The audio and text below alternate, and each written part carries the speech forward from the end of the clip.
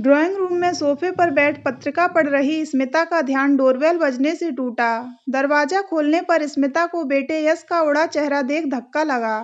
घबराई सी स्मिता बेटे से पूछ बैठी, क्या हुआ यश, सब ठीक तो है? बिना कुछ कहे यश सीधे अपने बेडरूम में चला गया। स्मिता तेज कदमों से पीछे पीछे भागी सी गई। पूछा, क्या हुआ यश? यश सिर पकड़े बेड पर बैठ सिसकने लगा। जैसे ही स्मिता ने उसके पास बैठकर उसके सिर पर हाथ रखा, वह माँ की गोद में ढह सा गया और फिर फूट फूट कर रो पड़ा। स्मिता ने बेहद परेशान होते हुए पूछा, बताओ तो यश, क्या हुआ? यश रोए जा रहा था। स्मिता को कुछ समझ नहीं आ रहा था।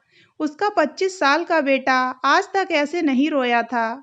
उसका सिर सहलाती वह चुप हो गई थी। समझ गई थी कि थोड़ा संभलने पर ही बता पाएगा। यश की सिसकियां रुकने का नाम ही नहीं ले रही थीं। कुछ देर बाद फिर स्मिता ने पूछा, बताओ बेटा, क्या हुआ? माँ, नविका से ब्रेकअप हो गया। क्या? यह कैसे हो सकता है? नविका को यह क्या हुआ? बेटा, यह तो नामुमकिन है, यश ने रोते हुए कहा। नविका ने अभी फोन पर कहा कि अब हम साथ नहीं हैं। वह यह रिश्ता खत्म करना चाहती है। स्मिता को गहरा धक्का लगा। यह कैसे हो सकता है? 4 साल से वह यश के पापा विपुल, यश की छोटी बहन समृद्धि, नविका को इस घर की बहू के रूप में ही देख रहे हैं। इतने समय से स्मिता यही सोचकर चिंता मुक्त रही कि जैसी केयर नविका यश की करती है, वैसी वह माँ होकर भी नहीं कर पाती। इस लड़की को यह क्या हुआ? स्मिता के कानों में नविका का मधुर स्वर, माँ माँ कहना गूंज उठा। बीते साल आंखों के आगे घूम गए। बेटे को कैसे चुप करवाए? वह तो खुद ही रोने लगी। वह तो खुद ही इस लड़की से गहराई से जुड़ चुकी है। अचानक यश उठकर बैठ गया। माँ की आंखों में आंसू देखे तो उन्हें पोंछते हुए फिर से रोने लगा। माँ, यह नविका ने क्या किया? उसने ऐसा क्यों किया यश? कल रात तो वह हमारे साथ डिनर करके गई, फिर रातों रात ऐसी कौन सी बात हो गई? पता नहीं माँ। उसने कहा है कि अब वह इस रिश्ते को और आगे नहीं ले जा पाएगी। उसे महसूस हो रहा है कि वह इस रिश्ते में जीवन भर के लिए नहीं बन सकती। वह भी हम सबको बहुत मिस करेगी। उसके लिए भी मुश्किल होगा, पर वह अपने आप को संभाल लेगी। और कहा कि मैं भी खुद को संभाल लूं और आप सबको उसकी तरफ से सॉरी कह दूं। स्मिता हैरान व ठगी सी बैठी रह गई थी। यह क्या हो रहा है? लड़कों की बेवफाई, दगाबाजी तो सुनी थी, पर यह लड़की क्या खेल खेल गई मेरे बेटे के साथ, हम सबकी भावनाओं के साथ। दोनों माँ बेटे ठगे से बैठे थे। स्मिता ने बहुत कुछ कहा, पर यश ने कुछ नहीं खाया। चुपचाप बेड पर आंसू बहाते हुए लेटा रहा। स्मिता बेचैन सी पूरे घर में इधर से उधर चक्कर लगाती रही। शाम को विपुल और समृद्धि भी आ गए। आते ही दोनों ने घर में पसरी उदासी महसूस कर ली थी। सब बात जानने के बाद वे दोनों भी सिर पकड़कर बैठ गए। यह कोई आम सी लड़की और एक आम से लड़के के ब्रेकअप की खबर थोड़े ही थी। इतने लंबे समय से नविका सबके दिलों में बस सी गई थी। इस घर से दूर नविका तो खुद ही नहीं रह सकती थी। घर में हर किसी को खुश करते नहीं थकती थी। विपुल के बहुत जोर देने पर यश ने सबके साथ बैठकर मुश्किल से खाना खाया। डाइनिंग टेबल पर अजीब सा सन्नाटा था। समृद्धि को भी नविका के साथ बिताया एक एक पल याद आ रहा था। नविका से कितनी छोटी है वह, पर कैसी दोस्त बन गई थी। कुछ भी दिक्कत हो, नविका झट से दूर कर देती थी। विपुल को भी उसका पापा कहकर बात करना याद आ रहा था। सब सोच में डूबे हुए थे कि यह हुआ क्या। कल ही तो यहाँ साथ में बैठकर डिनर कर रही थी, आज ब्रेकअप हो गया। यह एक लड़के से ब्रेकअप नहीं था, नविका के साथ पूरा परिवार जुड़ चुका था। सबने बहुत बेचैनी भरी उदासी से खाना खत्म किया। कोई कुछ नहीं बोल रहा था। स्मिता से बेटे की आंसू भरी आंखें देखी नहीं जा रही थीं। उसके लिए बेटे को इस हाल में देखना मुश्किल हो रहा था। रात को सोने से पहले स्मिता ने पूछा, यस, मैं नविका से बात करूं? नहीं माँ, रहने दो। अब वह बात ही नहीं करना चाहती, फोन ही नहीं उठा रही है। स्मिता हैरान थी। दुखी मन से बेड पर लेट तो गई, पर उसकी आंखों से नींद कोसों दूर थी। विपुल के सोने के बाद बालकनी में रखी कुर्सी पर आकर बैठ गई। पिछले 4 सालों की एक एक बात आंखों के सामने आती चली गई। यश और नविका मुंबई में ही एक दोस्त की पार्टी में मिले थे। दोनों की दोस्ती हो गई थी। नविका यश से 3 साल बड़ी थी। यह जानकर भी यश को कोई फर्क नहीं पड़ा था। वह नविका से बहुत प्रभावित हुआ था। नविका सुंदर, आत्मनिर्भर, आधुनिक और होशियार थी। अपनी उम्र से बहुत कम ही दिखती थी। स्मिता के परिवार को भी उससे मिलकर अच्छा लगा था। चुटकियों में यश और समृद्धि के किसी भी प्रोजेक्ट में हेल्प करती थी। बेटे से बड़ी लड़की को भी उसकी खूबियों के कारण स्मिता ने सहर्ष स्वीकार कर लिया था। स्मिता और विपुल खुले विचारों के थे। नविका के परिवार में उसके मम्मी पापा और एक भाई था। एक दिन नविका ने स्मिता से कहा कि माँ, आप मुझे कितना प्यार करती हैं और मेरी मम्मी तो बस मेरे भाई के ही चारों तरफ घूमती रहती हैं। मैं कहाँ जा रही हूँ, क्या कर रही हूँ, मम्मी पापा को इससे कुछ लेना देना नहीं होता। भाई ही उन दोनों की दुनिया है। इसलिए मैं जल्दी आत्मनिर्भर बनना चाहती हूँ। सुनकर स्मिता ने नविका पर अपने स्नेह की बरसात कर दी थी। उस दिन से तो जैसे स्मिता ने मान लिया कि उसके 2 नहीं 3 बच्चे हैं। कुछ भी होता नविका जरूर होती, कहीं जाना हो नविका साथ होती। यह तय सा ही हो गया था कि यश के सेटल हो जाने के बाद दोनों का विवाह कर दिया जाएगा। एक दिन स्मिता ने कहा, नविका, मैं सोच रही हूँ कि तुम्हारे पेरेंट्स से मिल लूँ।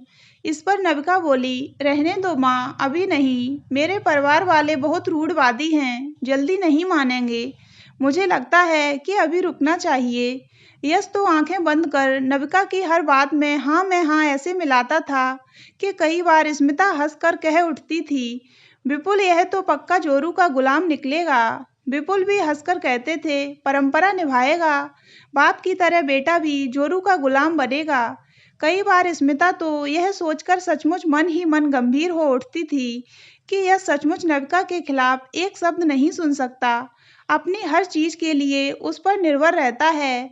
कोई फॉर्म हो, कहीं आवेदन करना हो, उसके सब काम नविका ही करती और नविका यश को खुश रखने का हर जतन करती।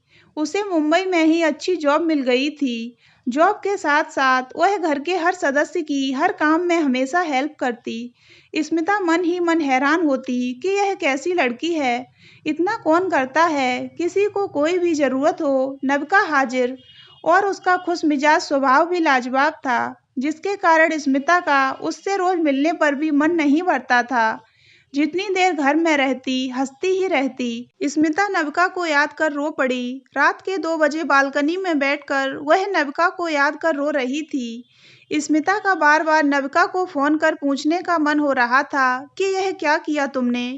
यश के मना करने के बावजूद स्मिता यह ठान चुकी थी कि वह नविका से यह जरूर पूछेगी कि उसने यह इमोशनल चीटिंग क्यों की। क्या इतने दिनों से वह टाइम पास कर रही थी।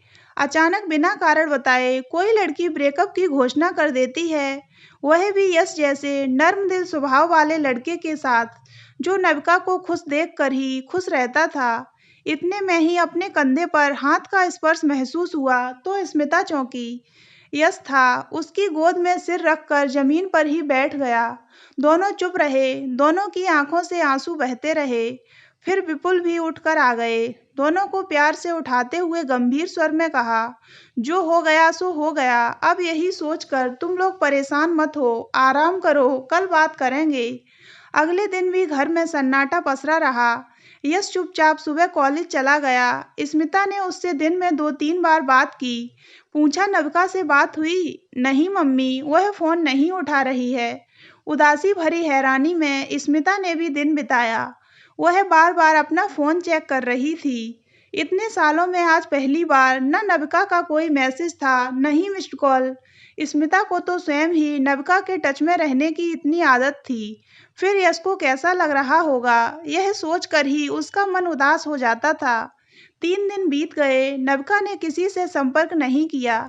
घर में चारों उदास थे, जैसे घर का कोई महत्वपूर्ण सदस्य एकदम से साथ छोड़ गया हो। सब चुप थे। अब नविका का कोई नाम ही नहीं ले रहा था ताकि कोई दुखी न हो, मगर बिना कारण जाने स्मिता को चैन नहीं आ रहा था। वह बिना किसी को बताए बांद्रा कुर्ला कॉम्प्लेक्स पहुंच गई। नविका का ऑफिस उसे पता था, अतः वह नविका के ऑफिस चल दी। ऑफिस के बाहर पहुंचकर सोचा, एक बार फोन करती हूँ। अगर उठा लिया तो ठीक, वरना ऑफिस में चली जाएगी। अतः नविका के ऑफिस की बिल्डिंग के बाहर खड़ी होकर स्मिता ने फोन किया। हैरान हुई जब नविका ने उसका फोन उठा लिया। नविका, मैं तुम्हारे ऑफिस के बाहर खड़ी हूँ, मिलना है तुमसे।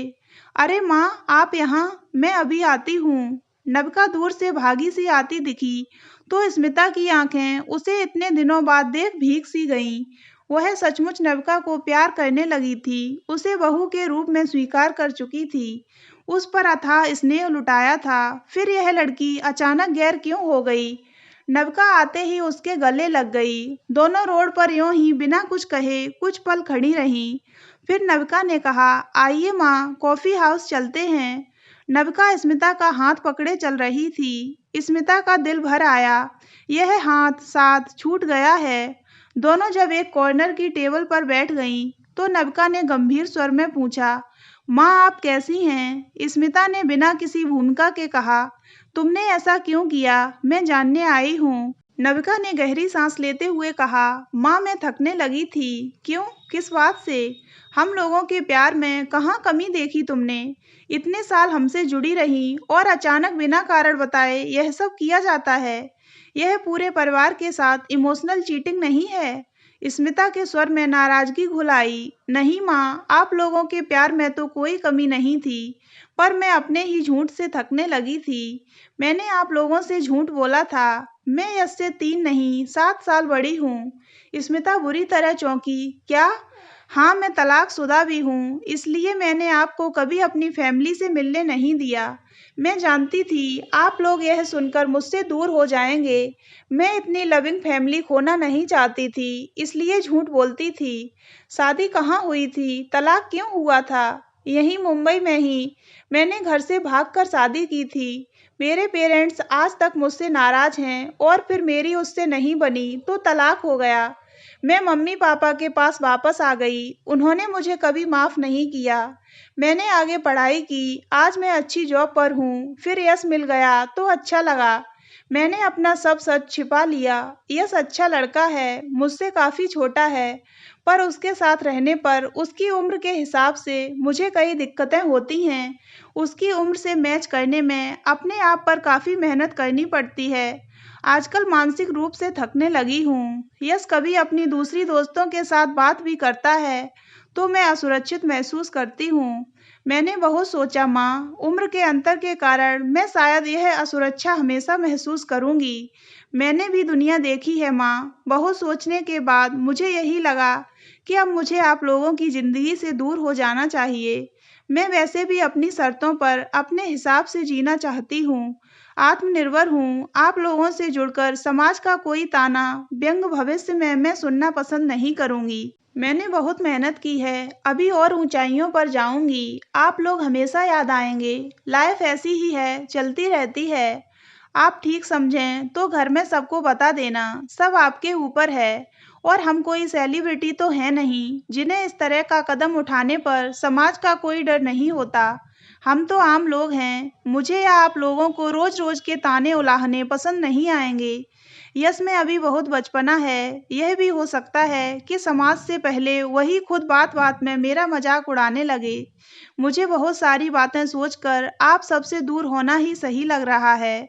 कॉफ़ी ठंडी हो चुकी थी। नविका पेमेंट कर उठ खड़ी हुई। कैब आ गई तो स्मिता के गले लगते हुए बोली, आई विल मिस यू माँ, और फिर चल दी। स्मिता अजीब सी मनोदशा में कैब में बैठ गई। दिल चाह रहा था दूर जाती हुई नविका को आवाज देकर बुला ले और कसकर गले से लगा ले, पर वह जा चुकी थी हमेशा के लिए। उसे कह भी नहीं पाई थी कि उसे भी उसकी बहुत याद आएगी। 4 सालों से अपने सारे सच छिपाकर सबके दिलों में जगह बना चुकी थी वह। सच ही कह रही थी वह कि सच छिपाते-छिपाते थक सी गई होगी। अगर वह अपने भविष्य को लेकर पॉजिटिव है, आगे बढ़ना चाहती है। स्मिता को भले ही अपने परिवार के साथ यह इमोशनल चीटिंग लग रही हो, पर नविका को पूरा हक है अपनी सोच, अपने मन से जीने का। अगर वह अभी से इस रिश्ते में मानसिक रूप से थक रही है, अभी से यश और अपनी उम्र के अंतर के बोझ से थक रही है, तो उसे पूरा हक है इस रिश्ते से आज़ाद होने का। मगर यह सच है कि स्मिता को उसकी याद बहुत आएगी। मन ही मन नविका को भविष्य के लिए शुभकामनाएं देकर स्मिता ने गहरी सांस लेते हुए कार की सीट पर बैठकर आंखें मूंद ली। तो दोस्तों, अगर आपको ये कहानी अच्छी लगी हो तो वीडियो को लाइक करें और ऐसी ही अन्य कहानियाँ सुनने के लिए हमारे चैनल को सब्सक्राइब अवश्य करें।